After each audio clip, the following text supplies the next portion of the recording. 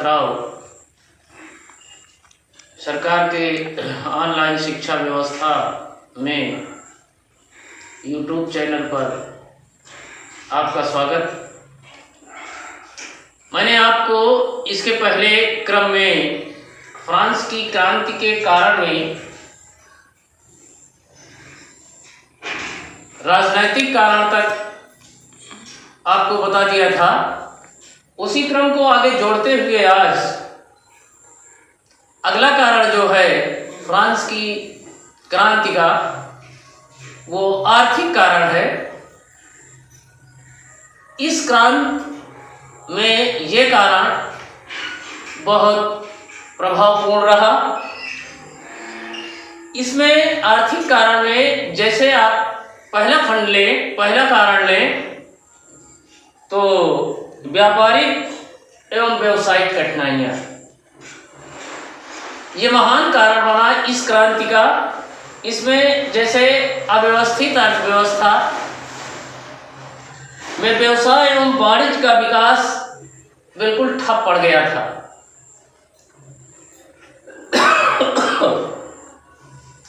प्रत्येक शहर, प्रांत और जिला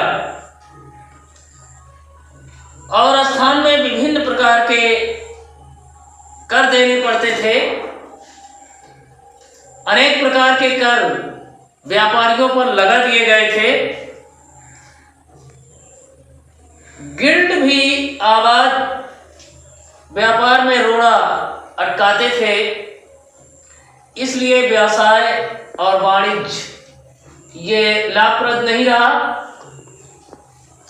इसका विपरीत प्रभाव फ्रांस की सरकार पर पड़ा और वहां की जनता ने क्रांति के बीज बो दिए, क्रांति को बढ़ावा दिया। दूसरा कारण इसका था फिजूल खर्ची और खाली राजकोष। इस समय के शासक जो आए वो अपने वैभवपूर्ण जीवन पर तमाम प्रकार के फिजूल खर्च करते रहे और विलासिता से भरा जीवन व्यतीत करते रहे। अपने दरबार की शान और शौकत को इन्होंने प्रथम माना, मुख्य कारण माना। युद्धों पर भी ये मनमाने ढंग से खर्च करते थे। इस तरह से इन तमाम फिजूल खर्ची के कारण जो राजकोष था वो खाली हुआ और इस पर भी राजकोष खाली हो जाने पर भी जो राजा और रानी होते थे वो अपने विलासितापूर्ण जीवन को व्यतीत करने से बाज नहीं आते थे। वो विलासितापूर्ण जीवन में ही मस्त रहते थे। उस जीवन पे, विलासितापूर्ण जीवन पे इन्होंने कोई अंकुश न लगाया। लिहाजा ये भी एक महान कारण बना। अगला है, जाहिर सी बात है जब आय नहीं होगी और व्यय बढ़ता रहेगा तो व्यवधान आता रहेगा, तमाम परेशानियां उत्पन्न होंगी। तो इन्होंने जो कर लगाए जनता पे, उसमें भी दो तरह का भाव रखा, दोहरी नीति अपनाई। जो उच्च वर्ग के लोग थे, जो कुलीन वर्ग के लोग थे और अधिकारी वर्ग के जो लोग थे वो करों से मुक्त थे। उनको कोई कर नहीं देना पड़ता था।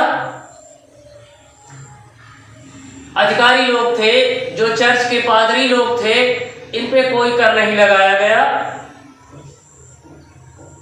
और यही लोग ज्यादातर करों को वहन करने में समर्थ थे, लेकिन ये करों से मुक्त थे। जबकि साधारण जनता करों के बोझ से दबी हुई जा रही थी। इस कारण जनता में क्रांति की भावना पैदा हुई। जो इनका द्वेषपूर्ण शासन रहा, सौतेला शासन रहा और उसके जो नियम बनाए वो भी सौतेले रहे। तो इसलिए जनता में क्रांति का बीज पनपा और क्रांति भड़क उठी। अगला कारण इसका जो था वो बेकारी की समस्या थी। बेकारी, इस समस्या ने लोगों की आर्थिक स्थिति को एकदम दयनीय बना दिया। लोगों के हालात अर्थव्यवस्था से एकदम खराब हो गए। औद्योगिकीकरण के कारण घरेलू जो उद्योग थे वो बंद हो गए। जो कुटीर उद्योग थे छोटे छोटे, वो बड़े बड़े कारखानों के खुलने के कारण ये सब बंद हो गए। और इनमें जो लघु उद्योग थे उनमें रखे गए मजदूर और कारीगर ये बेकार हो गए। जब ये बंद हो गए तो इन्हें निकाल दिया गया, ये बेकार हो गए। अतः जो ये बेकार हुए, कहीं के न गए, इन्हें कोई रोजगार न मिला, तो ये अंत में आकर के उसी क्रांति से जुड़ गए, जिससे इस फ्रांस की क्रांति को और अधिक बढ़ावा मिला।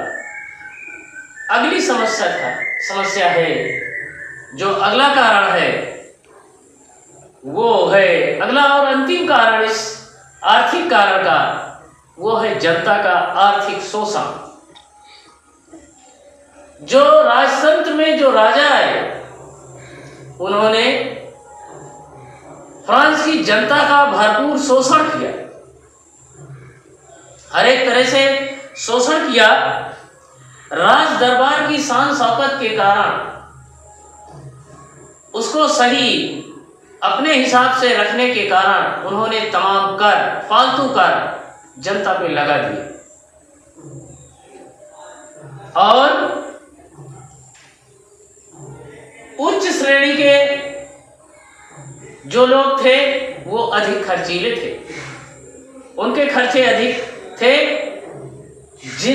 और उन खर्चों को पूरा करने के लिए धन की जरूरत होती थी। तो धन को प्राप्त करने के लिए ये तमाम तरह के भ्रष्टाचार और अत्याचार करते थे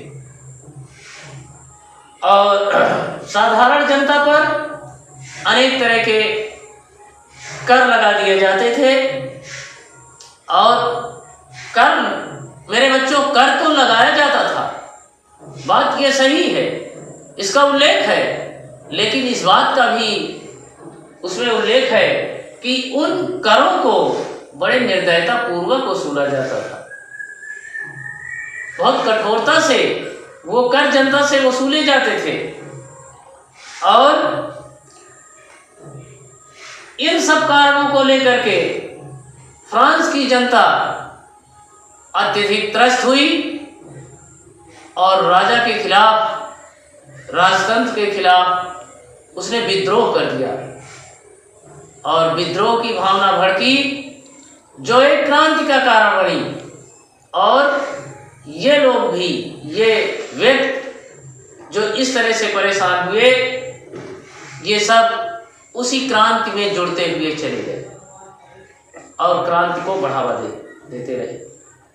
अगला कारण है इसका दार्शनिकों का प्रभाव। दार्शनिक जैसे रूसो, मॉन्टेस्क्यू, वॉल्टेयर जैसे महान दार्शनिकों और लेखकों में दिदरो, क्वेसेन के विचारों से प्रभावित होकर जनता स्वतंत्रता की मांग करने लगी। इन विचारकों ने फ्रांस के निवासियों को सामाजिक, आर्थिक, राजनीतिक बुराइयों का ज्ञान कराया। इन्होंने जब अपना विचार जनता के सामने फैलाए तो जनता को राजतंत्र की वास्तविक स्थिति का पता चला और इनके विचारों को गहनता से जनता ने अध्ययन किया। इन दार्शनिकों ने क्रांतिकारी विचारों से प्रभावित होकर फ्रांस की जनता हृदय से इनमें व्याप्त बुराइयों को उखाड़ फेंकने के लिए उद्यत हो गई, तैयार हो गई। इस प्रकार फ्रांस में बौद्धिक जागृति फैल गई और यहाँ के निवासी न्याय, स्वतंत्रता और समानता के लिए प्रयत्नशील हुए, जो एक क्रांति के रूप में आगे आए। वही फ्रांस की क्रांति कही जाती है।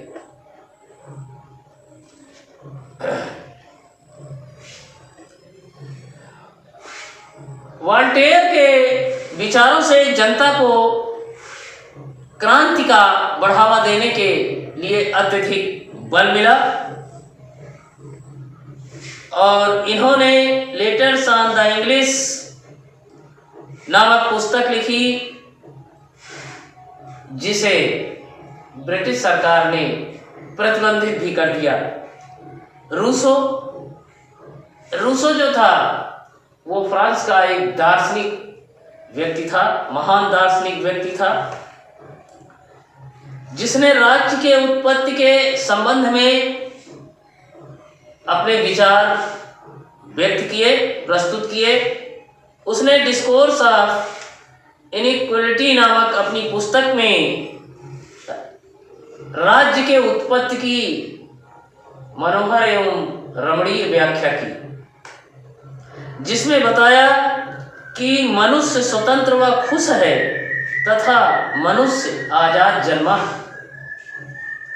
किंतु वो जंजीरों में जकड़ा हुआ है। सोशल कॉन्ट्रैक्ट नामक अपनी पुस्तक में उसने प्रकृति की सर्वोच्चता संबंधी अपने सिद्धांत को त्याग दिया और लाख से मौलिक रूप से अपने भिन्न विचारों को अभिव्यक्त किया। उसके अनुसार मनुष्य जन्म से स्वतंत्र होते हुए भी सर्वत्र जंजीरों से जकड़ा हुआ। तो जॉन लॉक के विचार, मॉन्टेस्क्यू के विचार, इन सब दार्शनिकों के विचारों ने जनता के विचारों को बदल दिया। जनता का अधिकार क्या है राजा से, इसके बारे में अध्ययन कराया और इनके विचारों को अध्ययन करके जनता अपने विचारों को पाने के लिए क्रांति के रूप में भड़क उठी। अगला कारण इसका है तत्कालिक कारण। सन 1788 में फ्रांस के कई भागों में अकाल पड़ गया। ये तत्काल कारण रहा। अकाल पड़ा और इस अकाल के कारण अनेक लोग, बहुत से लोग भूखों मरने लगे। राजकोष की स्थिति सुधारने के लिए लुई 16वें ने नए करों का प्रावधान किया। यानी फिर आप देखिए कि कहाँ अकाल पड़ा है और कहाँ जो खाली राजकोष है राजा का, वो राजा जनता पर नए कर लगाने की बात सोच रहा है। लेकिन पार्लियामेंट ने मंजूरी नहीं दी। उसने लगाने की बात सोची, लेकिन जो वहाँ की पार्लियामेंट थी उसने उसके विचारों को मंजूरी नहीं दी। इसने सुझाव दिया कि करों को स्टेट जनरल की सहमति से लागू किया जाए, लेकिन स्टेटस के अधिवेशन में तनाव उत्पन्न हो गया, जिसके कारण लुई 16वें ने सेना एकत्र करने का आदेश दिया, जिसके परिणाम स्वरूप पेरिस की जनता भड़क उठी और बास्टील के किले पर उसने आक्रमण कर दिया।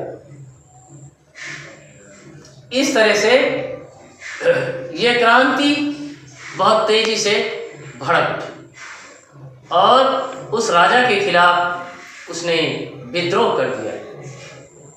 तो मेरे बच्चों, ये मैंने आपको फ्रांस की क्रांति के कारण आपको बताए।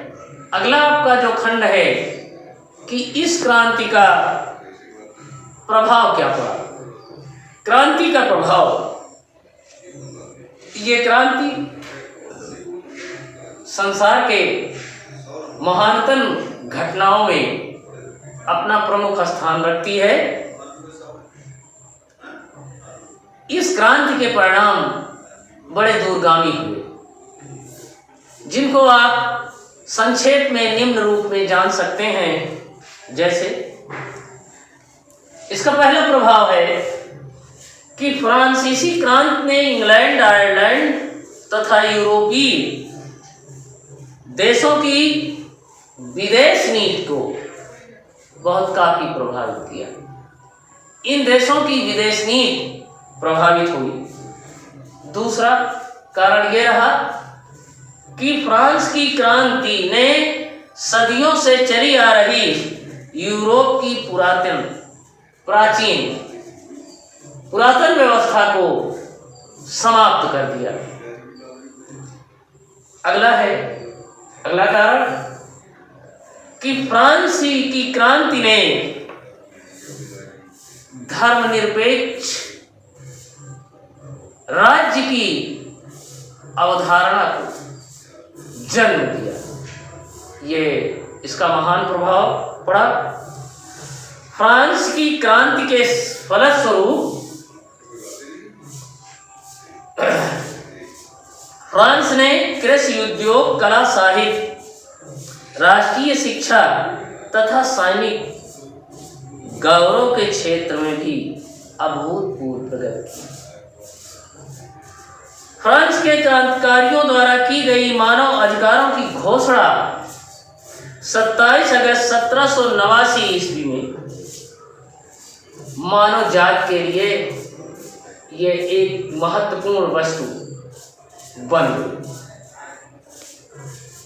इसका छठा कारण है, कुछ विद्वानों के अनुसार फ्रांस की क्रांति समाजवादी विचारधारा का स्रोत थी, क्योंकि इसने समानता का सिद्धांत प्रतिपादित कर समाजवादी व्यवस्था का रास्ता खोल दिया। और फ्रांस की क्रांति ने लोकप्रिय संप्रभुता के सिद्धांत का प्रतिपादन भी किया। इस क्रांति की सबसे महत्वपूर्ण देन मध्यकालीन समाज की सामाजिक व्यवस्था का अंत करना है, जो बहुत समय से चली आ रही थी सामाजिक व्यवस्था। तो इस क्रांति ने उस व्यवस्था का अंत कर दिया। और इस क्रांति ने एक काम और किया कि मानव जाति को स्वतंत्रता, समानता और बंधुत्व का, मेरे बच्चों, इसने नारा प्रदान किया। इस क्रांति ने पूरे यूरोप में राष्ट्रीय भावना का विकास और प्रसार किया। परिणाम स्वरूप यूरोप के अनेक देशों में क्रांतियों का सूत्रपात हो गया, यानी क्रांतियां और भी देशों में चालू हो गई। मेरे बच्चों, ये रहा आपके फ्रांसीसी क्रांति का कारण और उस क्रांति का प्रभाव। अगले चैप्टर पर फिर अगले चैनल पर कल बातें